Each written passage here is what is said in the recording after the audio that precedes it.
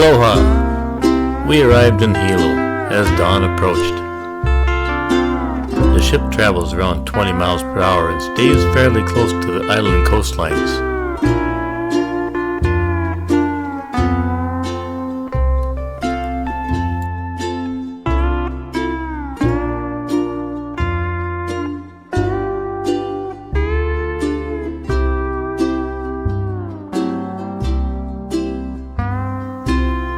We were anxious to get to our first destination, near the airport to Paradise Helicopters. I had prearranged for a morning flight over the active volcano at Kilauea. We attended an orientation. I was excited and the pictures on the wall displayed some impressive lava flows.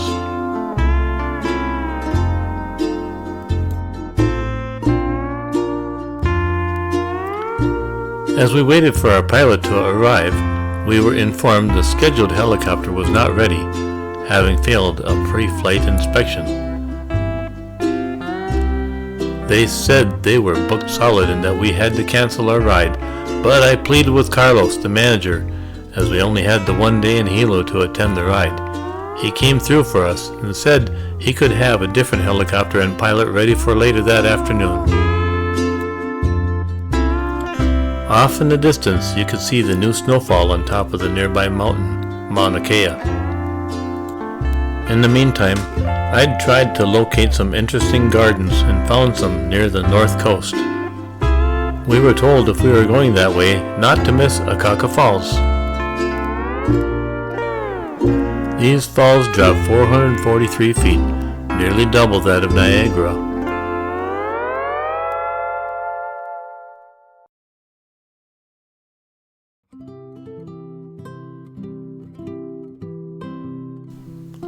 We hadn't planned on taking any extended hikes, so we hung out for a bit and learned about this historical site.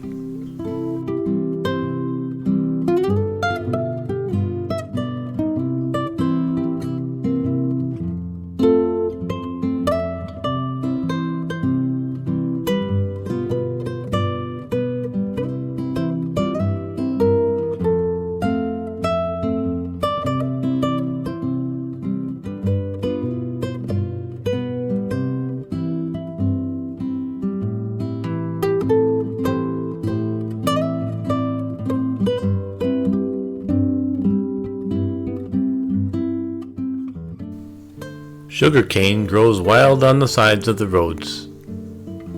Near the falls, we stopped at a nearby grocer. Lisa was astounded at the size of the locally grown avocados. Geckos are common, and the owner said fire ants sneak in via imported produce. Some folks at the falls mentioned a large botanical garden we'd passed by on the way to the falls, so we went back there instead of going way up the shore. Among many other things, the visitor center had nice arrangements of flowers available to purchase. Lisa bought some natural bug spray.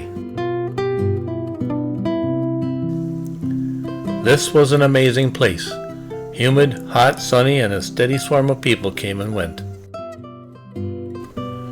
As the walkway brought us deeper into the jungle, the densely packed forest interspersed with waterfalls, rivers, and of course, unusual, bright, colorful, and often strange-looking flowers.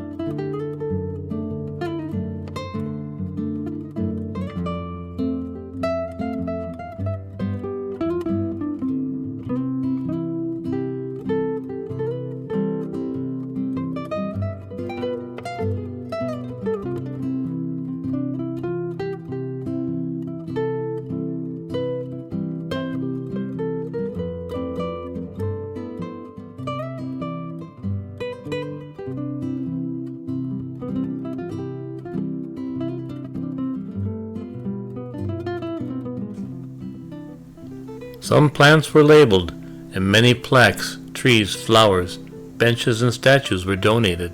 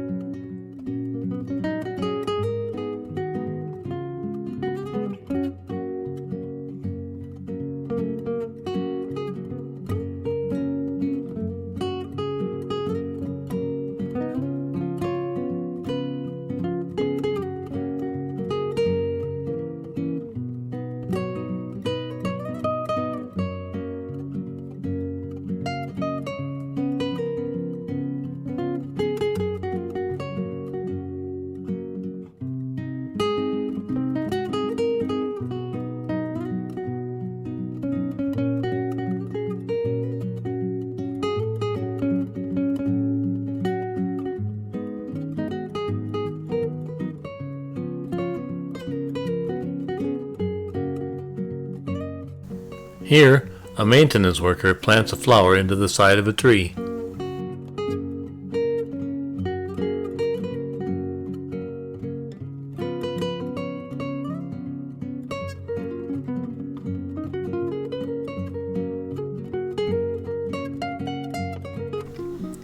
Even though Hawaii is known as the Orchid Island, only 3 species are native to this place, but hundreds of varieties have been imported and hybrids cultivated.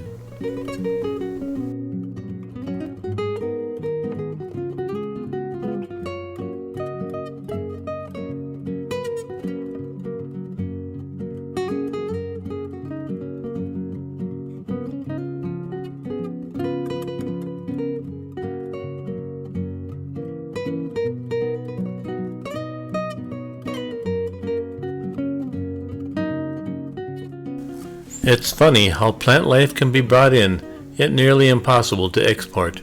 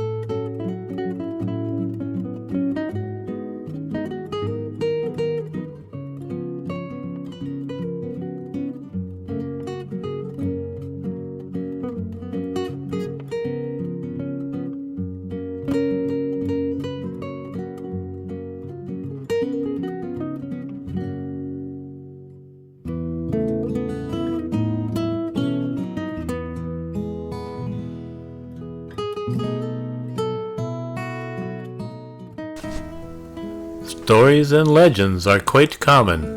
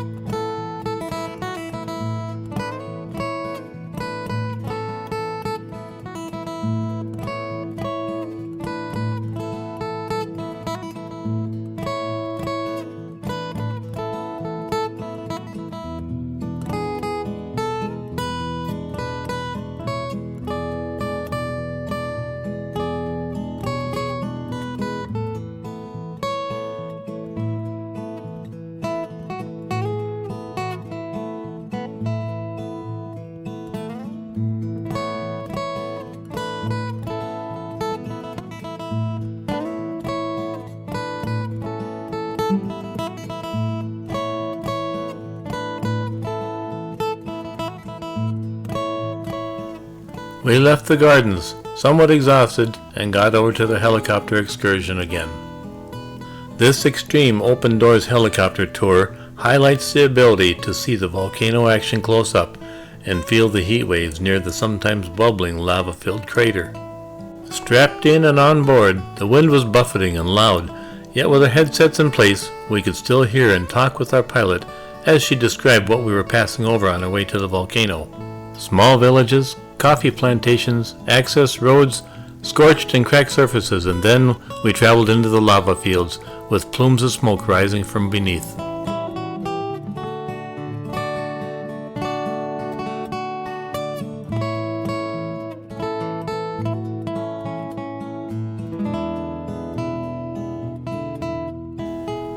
We veered towards the ocean, steam rising from where the fresh molten lava poured directly into the water.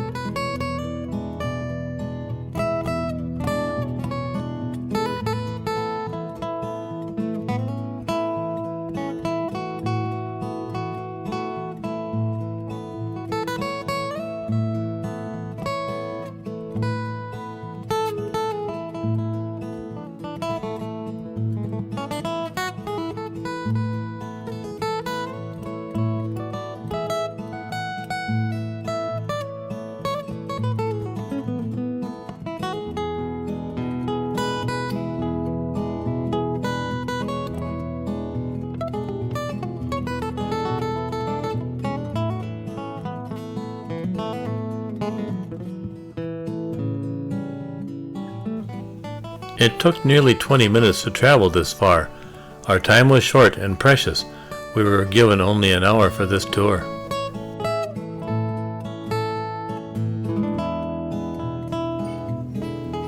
We went northward, towards the main crater, passing over areas of lava tubes and smoke-filled vents.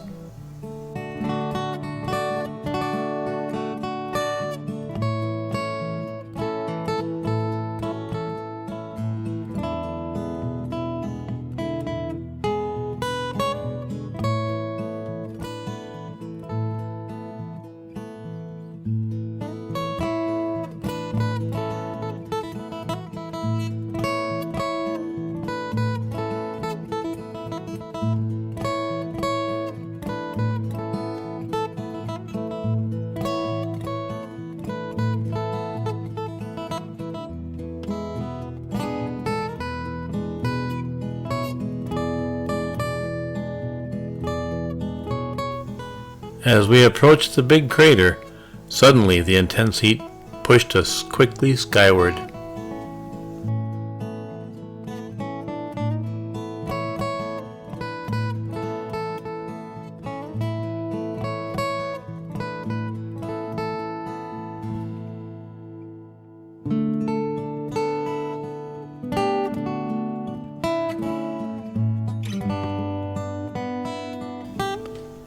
After a short circle around, we were on our way back.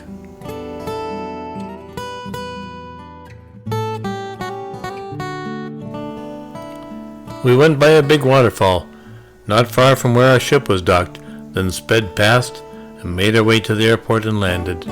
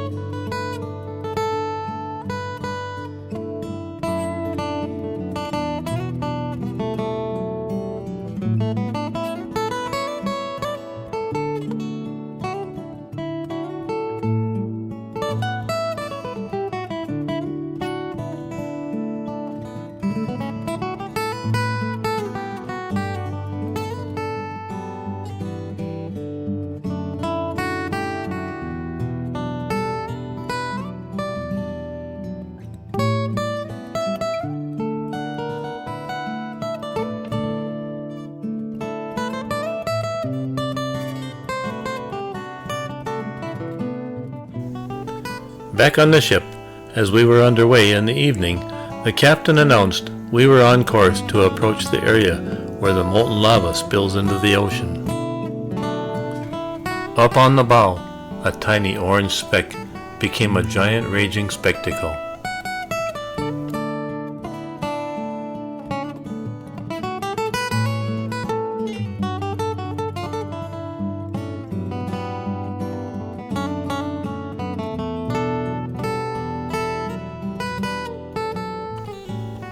Dozens of passengers came up to witness the marvel. The ship slowed a bit and got closer to shore for some fabulous viewing as we slowly sailed on by. Then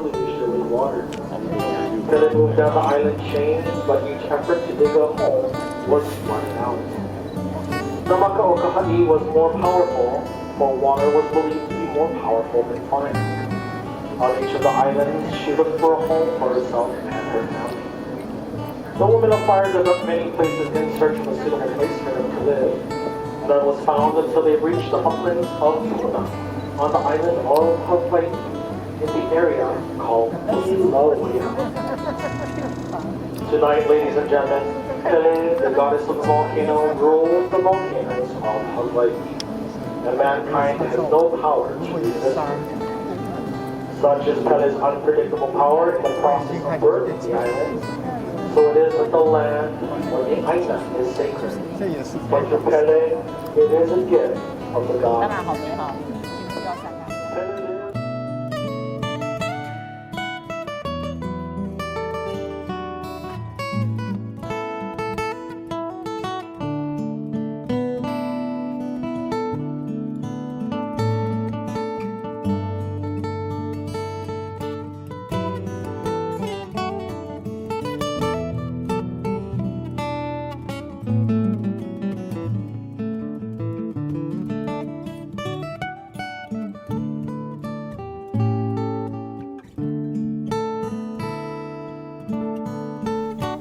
Inside the ship, late at night, many rooms were quiet and now unattended.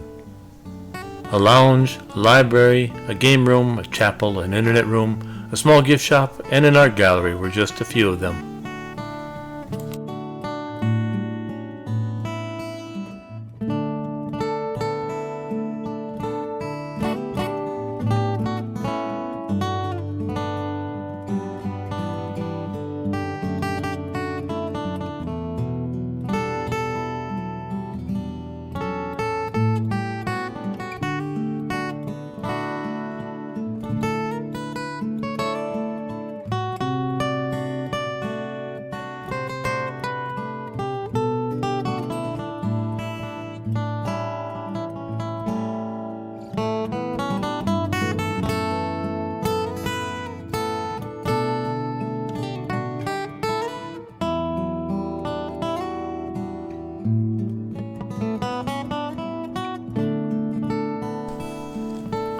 Soon, we would arrive in Kailua Kona,